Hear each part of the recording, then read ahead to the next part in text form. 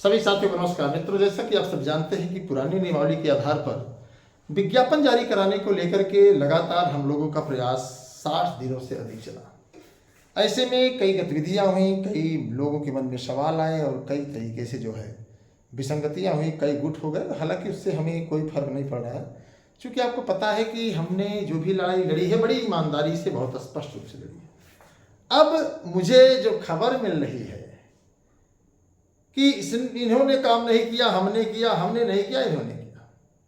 सच्चाई यही है कि देखिए, हमारा जो काम करने का तरीका है आपको दिखता है।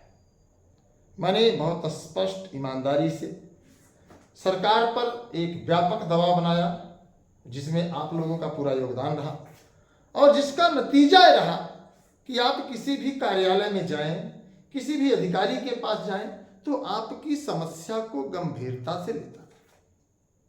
अब इसका लाभ हमें कई एंगल से मिला। तो हाँ, ये अलग बात है कि कभी कभी होता है ऐसा कि कुछ लोग आगे बढ़ करके, तो कहीं आपको भटकने की जरूरत नहीं है।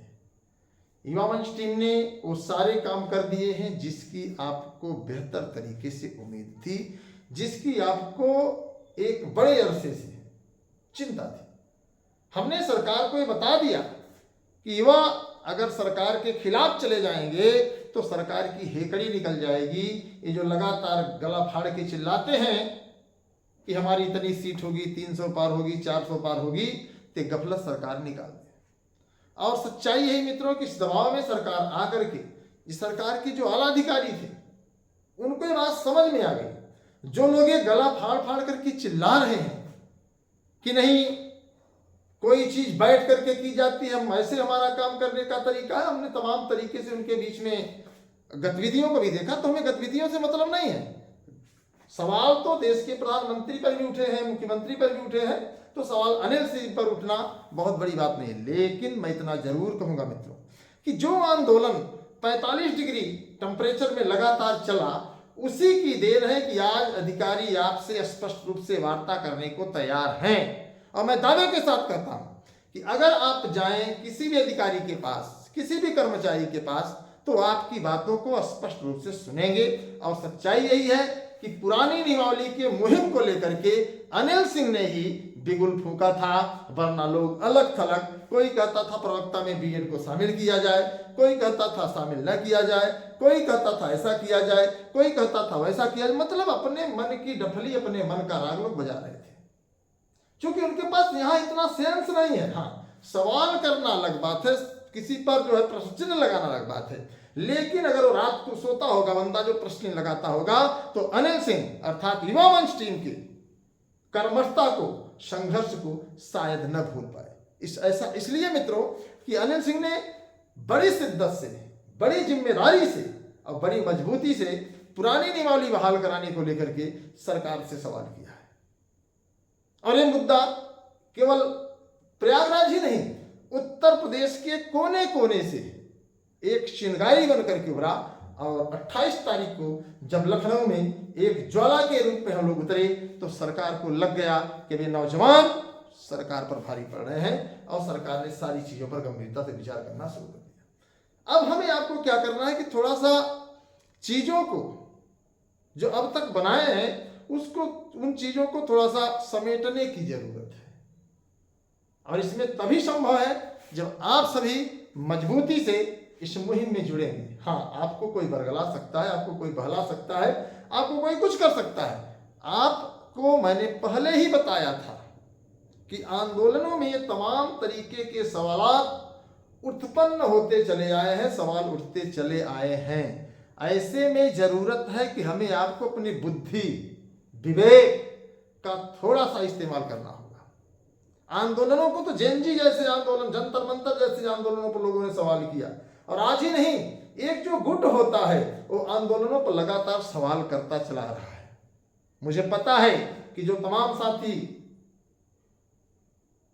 कला से पीड़ित थे, उनका यही मकसद था कि सिर्फ और सिर्फ कला को ही, प्राविधिक कला को ही शामिल किया जाए।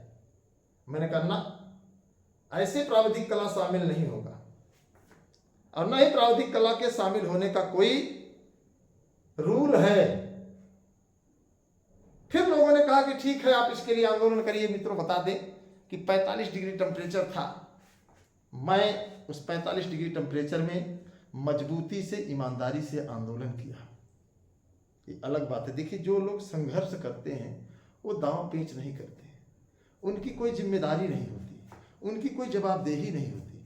हमारी जिम्मेदारी है, हमारी जवाबदेही है कि अगर हमारे द्वारा आंदोलन को 60 दिनों तक स्टेप बाय स्टेप चलाया गया तो कम से कम छात्रों को कुछ मिलना चाहिए, छात्रों की जीत होनी चाहिए। और मैं दावे के साथ कह सकता हूं कि युवा मंच टीम अर्थात अनिल सिंह ने सरकार से जितने भी सवाल किए हैं, सरकार को उन सवालों को हल करना पड़ा है। आप चाहे GICLT लिखित परीक्षा देख लीजिए, शायद उस समय आप बच्चे रहे होंगे, आप 69 शिक्षक भर्ती में कटाव देख लीजिए, शायद उस समय आप कुछ सचेत, कुछ आपका यहाँ धीरे धीरे बत्ती जल रही होगी। आप TGT PGT की परीक्षाओं को देख लीजिए, विज्ञापन को देख लीजिए, और सबसे बड़ा मुद्दा तदर्थ को देख लीजिए। उत्तर प्रदेश में तदर्थों की लंका लगाने वाला मैं ही अकेला हूं। हमारे बड़ी शिद्दत से लंका लगाए, और आज जो 20,000 पद देख रहे हो अनिल सिंह की देर है। आप मानो या ना मानो, क्योंकि आप कुछ चीजें आप लोग नहीं मानते हो। मैंने भी एक साथी मेरे पास फोन किए कि 50% का क्या मामला है। मित्रों बता दें आपको, ये बात हकीकत है। आप गुमराह होने से बचिए, वरना आपकी जिंदगी तस्त नस्त हो जाएगी। हाँ, मैं आपको बताऊंगा क्या करना है।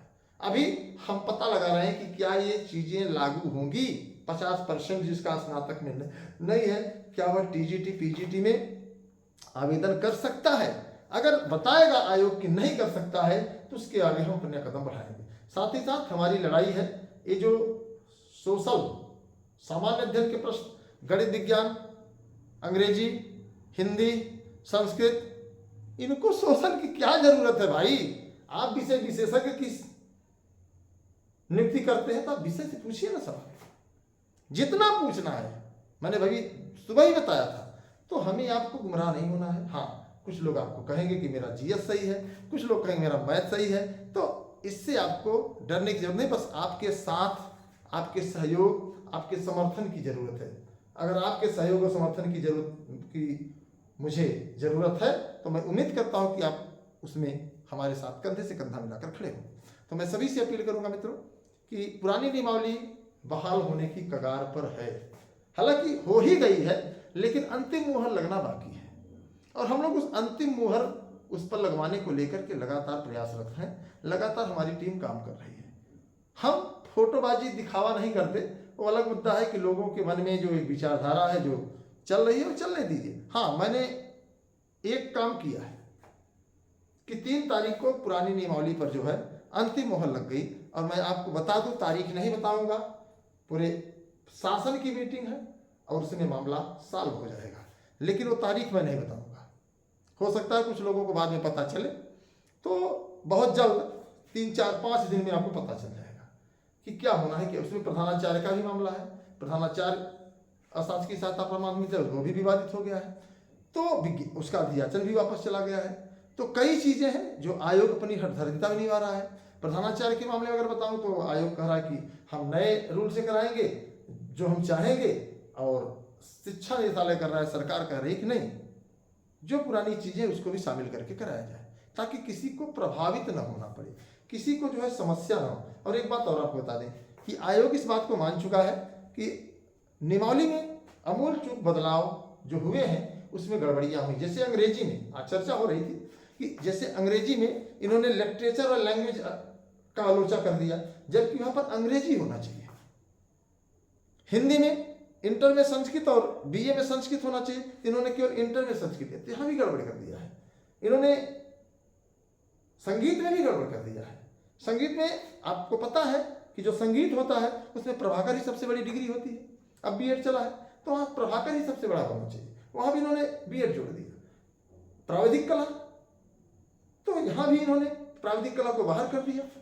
तो जो तमाम गलतियां हुई हैं, इसी तरीके से एकल विषय का मामला है, जिन्होंने एकल विषय किया उनको बाहर कर दिया। तो ये चीजें पता हो गई हैं, महसूस भी कर रहे हैं, बस थोड़ा सा इंतजार करने की जरूरत है। आज बड़ी चर्चा हुई हमारी, और मैं नहीं कहना चाहता हूं कि निदेशालय में हमारी क्या चर्चा हुई, क्योंकि कुछ चीजें ऐसी होती हैं जो नहीं बतानी चाहिए, वरना अधिकारी खुल करके नहीं बताते। हाँ, अपने से माहौल बनाना हो, झूठ पर झूठ, झूठ पर झूठ, झूठ पर झूठ करना हो तो सब लोग कर सकते हैं, और मेरा ये माफ़ी चाहता हूँ, मैं ये नहीं कर सकता। सच कहने का आदी हूँ, इसीलिए बागी हूँ, सब दुनिया जानती है, प्रदेश जानता है। तो सच्चाई यही है। और आप बता दें मित्रों कि आप जीतने वाले हैं। बस बहुत जल्द हम आपको नोटिस देने के लिए एकदम लालायित हैं कि बहुत जल्द आपको पुरानी नियमावली से नोटिस दें, जो सरकार दे, और तत्काल ये जो नए कूटरचित विचार आयोग के चल रहे हैं, इस पर भी हम सरकार से सवाल करेंगे। और ये जो समाज अध्ययन और माइनस मार्किंग से तो डर नहीं होना चाहिए किसी को, लेकिन मामला क्या है कि सामान्य अध्ययन और माइनस मार्किंग एक साथ आए हैं, तो ये दोनों चीजें एक साथ जाएंगी। नहीं जाएंगी तो दोनों साथ रहेंगी, और जाएंगी तो दोनों साथ जाएंगी। आप समझ जाइए। तो जब सामान्य अध्ययन होगा तो माइनस मार्किंग हो, माइनस मार्किंग हो सामान्य अध्ययन। इसलिए कोई ये ना कहे कि हमें सामाजिक अध्ययन से दिक्कत नहीं है, माइनस मार्किंग से दिक्कत है, कोई कहे माइनस मार्किंग से दिक्कत नहीं, सामान्य अध्ययन से दिक्कत है। इन सब चीज़ों से आपको बचना है। और हाँ, आपको यह चीज़ मालूम हो गई है कि हम जहाँ तक सफ़र कर चुके हैं शायद कोई सफ़र नहीं कर सकता, और युवा मंच टीम लगातार सरकार पर दबाव बनाई है। जो लोग ये बरगला रहे हैं कि नहीं नहीं हमने कर दिया है, तो भैया अब हम उस पर नहीं कहेंगे, क्योंकि लोगों का जो टीआरपी लेने का मोल है अपना लेते रहे, अपना टीआरपी लो, मस्त रहो, स्वस्थ रहो। हम अपने काम पर विश्वास करते हैं, और हमारा काम बोलता है, हमारा संघर्ष बोलता है। दुनिया देखी है कि हम 45 डिग्री टेम्परेचर में तपे हैं, 60 दिनों तक रात रात भर सोए नहीं हैं, पुलिसिया प्रशासन तांडव किया है, फिर भी हम लोग लड़ते रहे। उसी का नतीजा है कि सरकार ने हमारी बातों को गंभीरता से लिया है। बाकी आप क्या सोच रहे हैं, क्या नहीं सोच रहे हैं, भैया सोचते रहो और गोंचते रहो। गोंचने माने मन गढ़ंत कहानियां रचते रहो। कोई कहेगा कि ये पैसा लिया, कोई कहेगा वो पैसा लिया, कोई कहेगा एक ऐसा कर दिया, कोई कहेगा वैसा कर दिया, कोई कहेगा उसको लेके भाग गया, कोई कहेगा ऐसा। तो भैया माफ़ी चाहता हूँ, मैं इन चीज़ों से दूर रहता हूँ और मजबूती से सवाल करता हूँ और लड़ता हूँ। यही कारण है कि आज युवा मंच टीम पूरे प्रदेश में एक बड़े आकार में जानी जाती है। तो अगर आप भी युवा मंच टीम से जुड़ना चाहते हैं तो वीडियो को शेयर करें, लाइक करें। अगर चैनल पर नहीं जुड़े हैं तो चैनल को सब्सक्राइब कर लें और हमसे संपर्क करके अपने क्षेत्र की समस्याओं का, शिक्षा, रोजगार और स्वास्थ्य की समस्याओं का निदान कर सकते हैं। तो धन्यवाद, नमस्कार। मैं आपके संघर्षों का साथी अनिल सिंह। जय हिंद।